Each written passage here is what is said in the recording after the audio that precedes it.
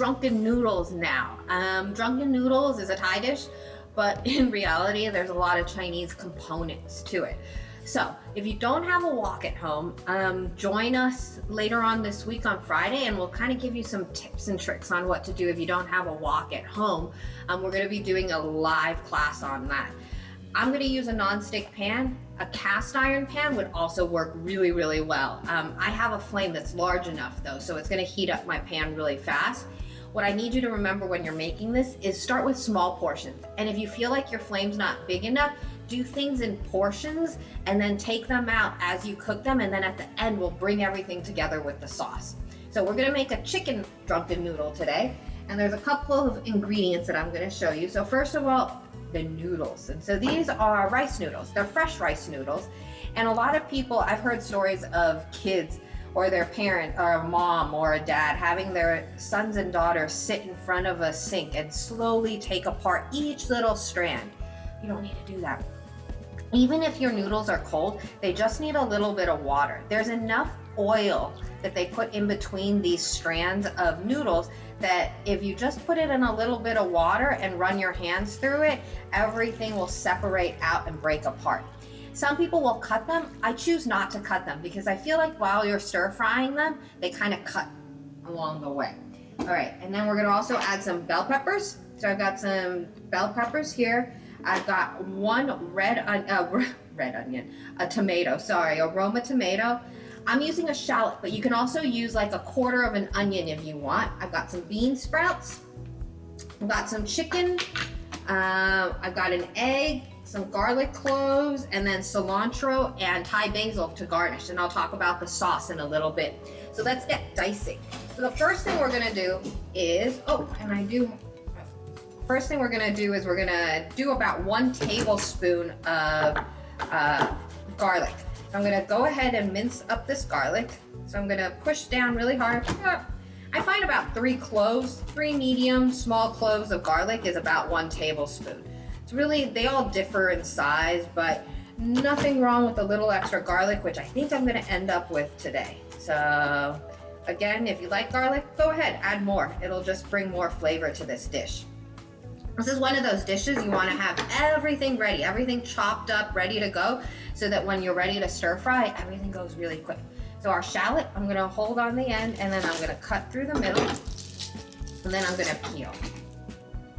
And you can use whatever kind of shallots you have at home, French, Asian, really whatever it is. I just find that the flavor of shallots is stronger than an onion, and it goes further than when you're doing a dish like this that's a stir fry.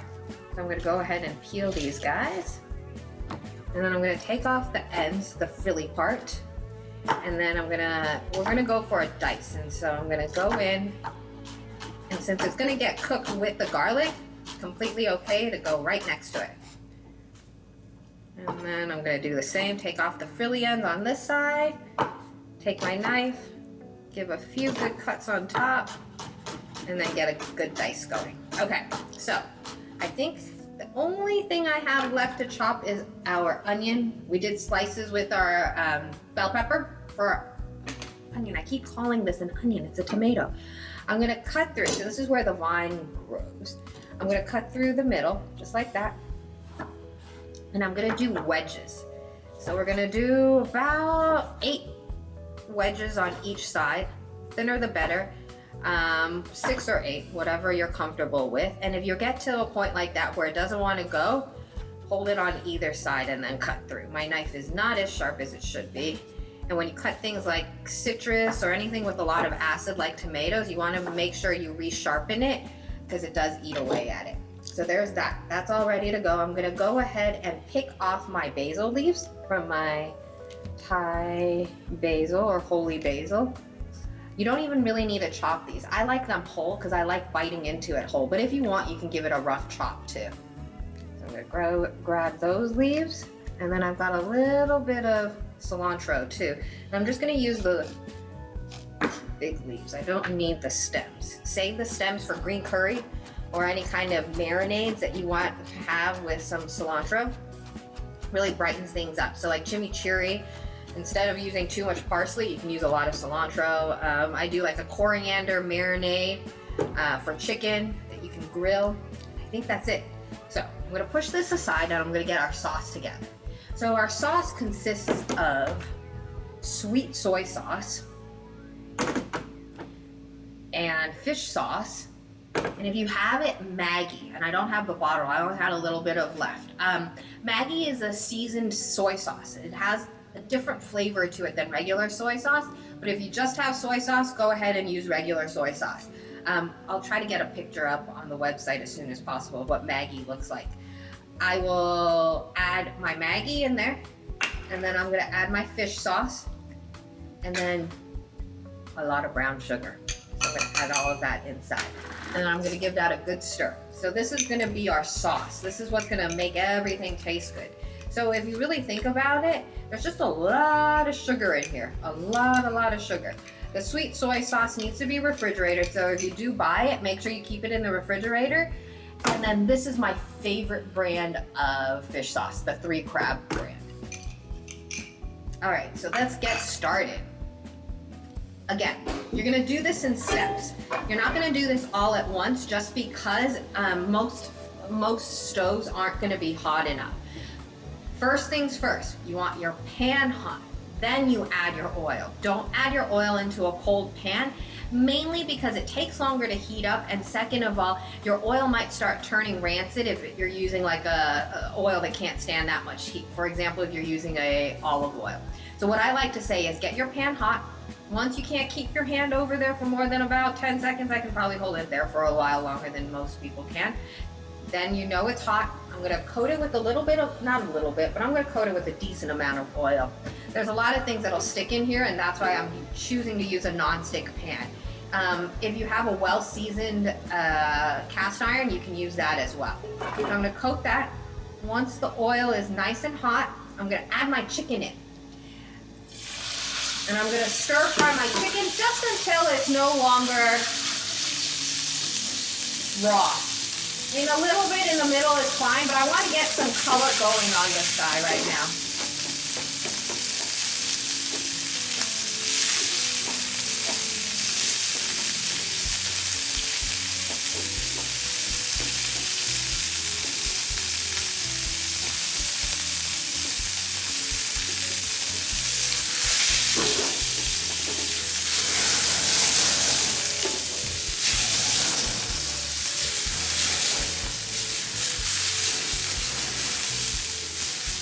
All right, once that's done, so it's got a little bit of color on it, starting to brown a little bit, I'm gonna pull it off and put it in a bowl. All right, now I'm gonna add my aromatics. So I'm gonna add my onion, garlic, and shallots in there. And give that a good stir fry. And again, if you need more oil, you can add more oil. The chicken might have had some extra accumulated. Sorry, my flame keeps doing that. I got a big flame and I got oil going all over the place. Just be careful when you're doing that. All right, so once that has softened up a bit, I'm gonna add my bell pepper.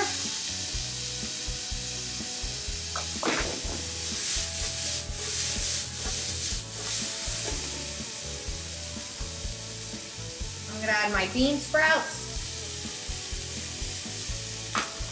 I'm gonna add my tomatoes in too.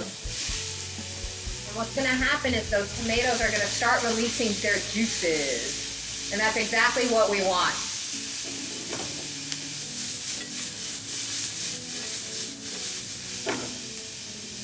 I'm gonna turn it up a little bit higher, just because I can.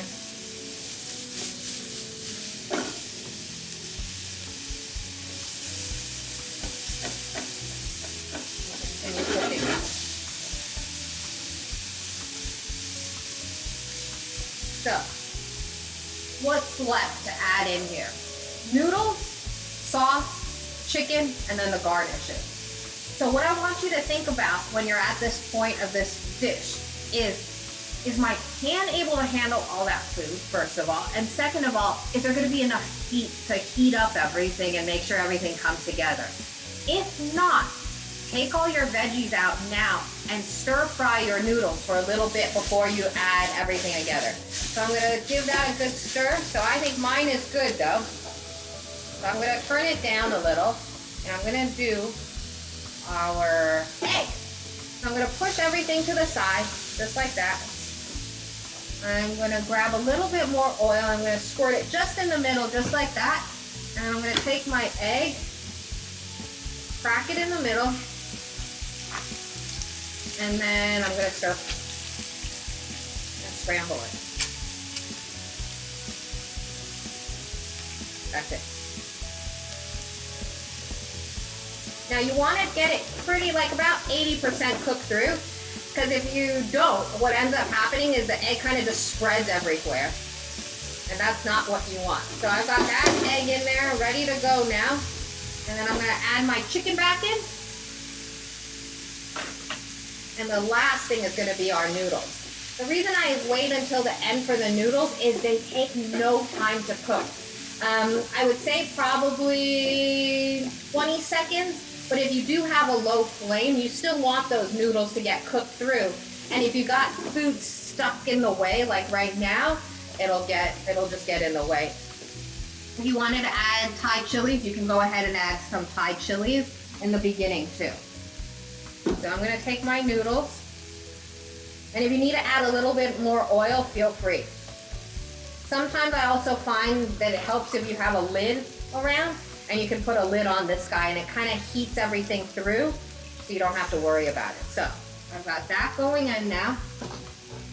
Now I'm gonna turn up my heat to high, give my sauce a good stir. Okay, so if you notice, I haven't mixed anything in yet. I haven't mixed anything together yet. I'm gonna drizzle my sauce, making sure I get all that good sugar in there.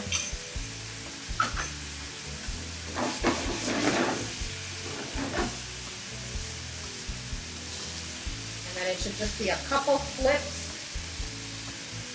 Again, all I'm looking for at this point is that my noodles are cooked through and heated through. That's all I need to do now. Everything else in here is good to go.